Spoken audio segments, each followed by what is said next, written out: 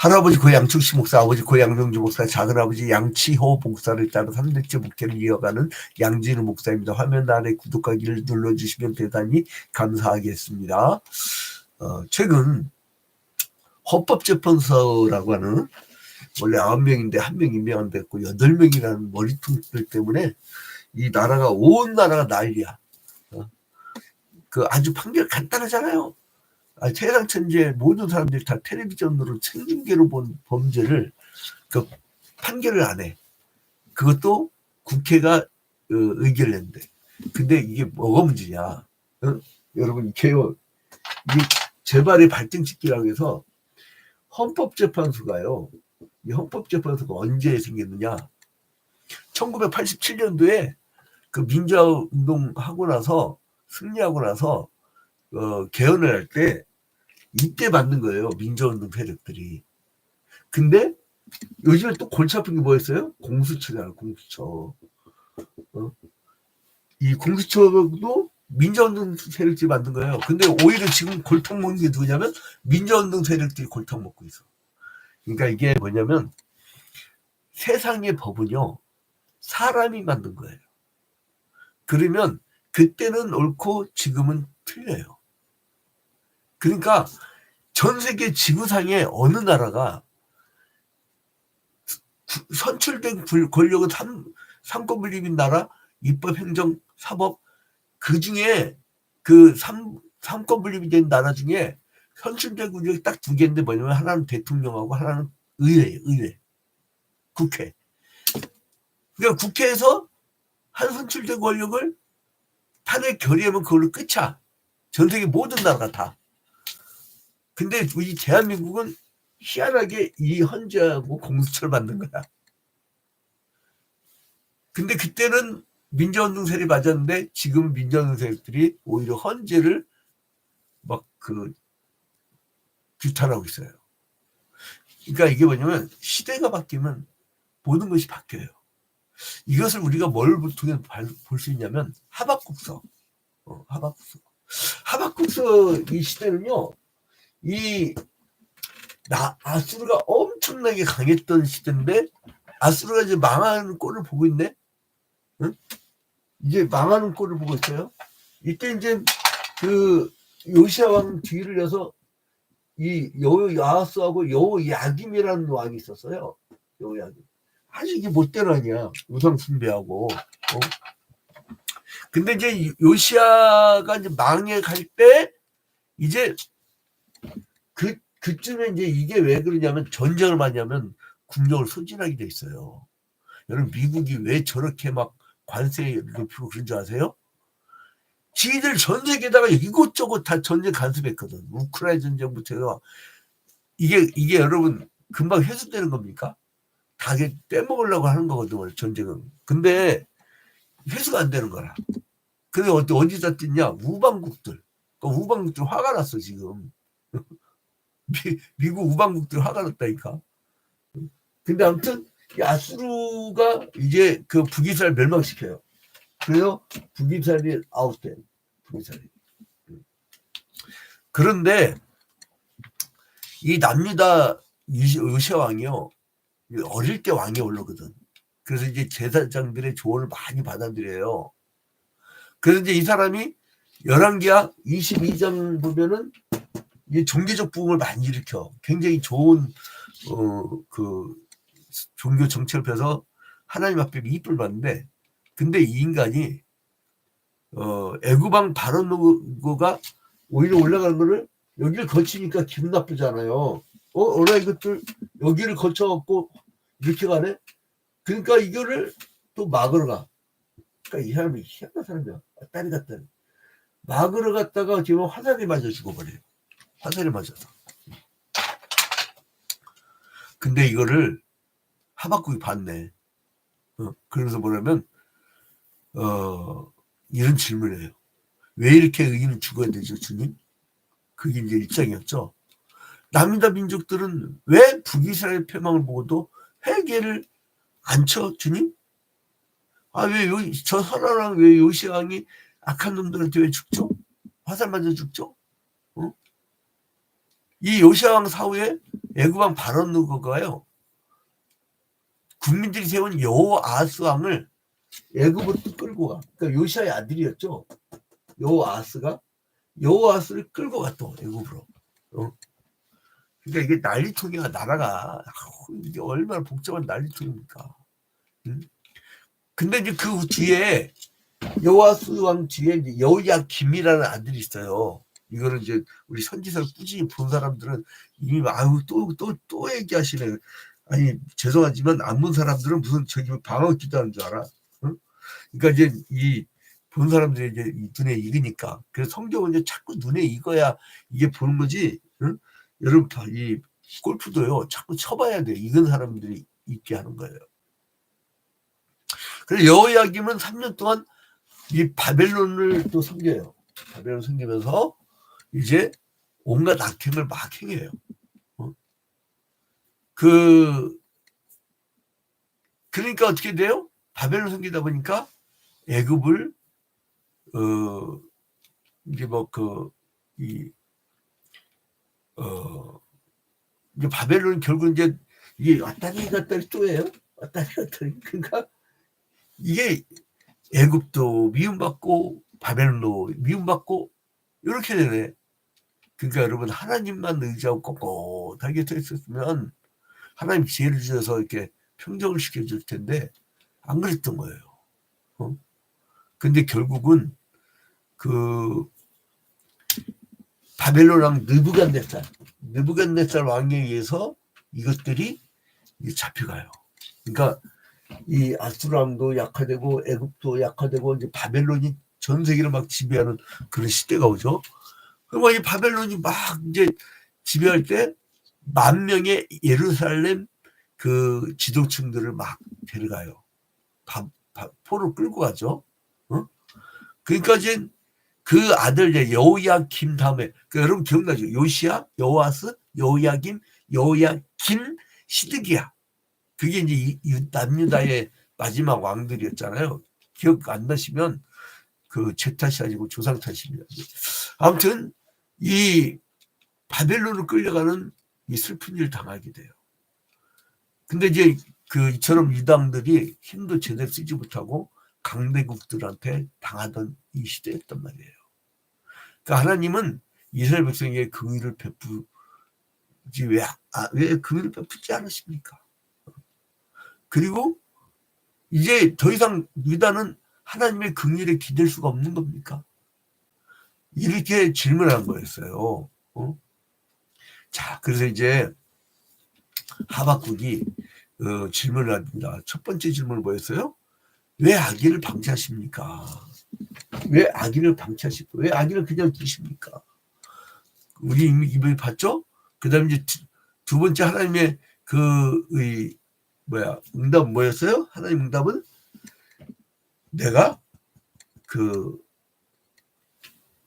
시행할 테니까 넌 때를 기다려라. 하나님 때를 기다리신다. 그러니까 우리는 깝깝해. 우리 당시에 왜 이렇게 안 해주십니까, 주님? 우리 당시에 왜 안 해주십니까? 했는데 하나님이 다음 세대에 해주셔. 그러니까 우리는 희한해. 우리 때에 우리가 원하는 그 방식으로 우리가 원하는 것을 해주셔야 돼. 그래야 좋은 신약. 안 그러면 나쁜 신약. 근데 이제 두 번째 질문한다 했죠. 어제 얘기 봤죠. 1장 11절부터 2장 20절까지. 뭘 질문합니까? 어떻게 악인이 의인을 심판할 수 있습니까? 아니 어떻게 저 악한 놈들이 의인을 심판할 수 있습니까? 이렇게 질문한 거예요. 그때 마지막 질문이 뭐냐면 하나님께서 답이 뭐였냐면 야 궁극적으로 하나님이 저 악한 놈들을 심판하실 거야. 그러니까 하나님의 응답은 만사에는 다 때가 있다는 거예요. 인생지사 세옹지마라는 말 있잖아요. 인생지사 세옹지마. 근데 아무튼 그때는 멀지 않다고 하시면서 바벨론이 의로서가 아니라 단지 독을 뿐이란 거예요. 그래서 이 묵시는 정한 때가 있나니 그 종말이 속히 이르겠고 그러니까 또 하박국 선지자가 어째 거짓된 자들을 방관하시며 악인이 자기보다 의로운 사람을 삼키는데도 왜 잠잠하십니까? 어? 왜 주님 이렇게 가만히 계십니까? 나는 지금도 계속 귓절에 울리는 게 그 80년대 그 어목했던 오공학 시절에 막 잡혀가면 어디로 갔는지 모르죠. 근데 이제 그러던 시기에 그 계엄이라는 게 그렇게 무서운 거예요, 여러분. 근데 막 그러던 시대에 연세대학교 신학과 그 학생이 지었던 노래가 있어요. 그 노래가 계속 우리들에게 응답하소서 혀 잘린 하나님 우리 기도 들으소서 귀먹은 하나님 얼굴을 돌리시는 화상당한 하나님. 그러니까 뭐냐면 이렇게 어묵한 시대에 저 악한 끼들은 이렇게 잘 되고 잘 먹고 그 자식들은 엄청나게 잘 풀리는데 왜 우리는 이렇게 삽니까? 이런 의미예요. 하나님 내가 아무리 부르셔도 왜 주님은 귀머리세요? 주님 장님이세요? 이런 의미예요. 얼마나 절절합니까? 얼마나 절절합니까? 자, 여러분. 근데요. 하나님이 심판한단 말 딱 듣고 이 장이 바뀌어. 여러분 하박국서 2장 1절 봐봐요. 내가 내 파수하는 곳에 서며 성루에 서리라. 그가 내게 무엇이라 말씀하시는지 기다리고 바라보며 나의 질문에 대하여 어떻게 대답하시는지 보리라 했더니 이 깊은 궁극적으로 악인을 하나님이 심판하실 것이라는 아주 깊은 말씀을 언제 깨닫느냐? 성루에 서 있을 때. 성루는 뭐예요? 성 중에 제일 높은 데가 성루잖아요. 그게 뭐예요? 그 다음에 성루에서 뭐를 해요? 1절에 내가 내 파수하는 곳에 서며 성루에 서는 이유는 뭐예요? 적군이 쳐들어오나 이렇게 내다보는 거예요. 그게 파수꾼이에요. 그러니까 여러분 시대를 먼저 내다보는 것이 역사의식을 갖고 있는 사람들이 그게 파수꾼들이에요. 구멍가게 하나 내 귀 하나 내 집 하나 내 빌딩 하나 임대료 먹고 살고 막 그거 하나 생각하는 사람들. 응? 차원이 다르지. 민족을 지키고 하나님 나라의 이 교회를 지키고 교회라고 또 구멍가게 이 천민자본주의의 이 기독교인들 문제가 뭐냐면요. 교회 그러면은 꼭 자기가 그 만들어 놓은 그 구멍가게를 생각해. 하나님 나라예요. 제가 이번 전도지를 완전히 바꿔버렸어. 쟤도 전도지 보면 자기 교회 오라는 거예요. 자기 구멍가게로. 그 나를 아예 바꿔버렸어요. 하나님의 창조질서 보전 기후위기를 극복하자고 했어요. 전도지에다가. 응? 지금 기후위기 비상행동 보면요. 여러분 제일 없는 직업이 뭐냐면 목사들이에요. 광장 가서 엉뚱한 소리 써들지 말고 지금 이러다가 지금 전 직업 망하게 생겼어요. 그 내가 파수하는 곳에 서며 성루에 서리라. 그러면서 왜 성루에 서느냐? 시대를 먼저 내다보는 거야. 어떤 저 원수막이 사탄이 언제 쳐들을지 모르니까 그래서 그가 내게 무엇이라 말씀하시는지 기다리고 바라보며 여러분 깝깝하죠.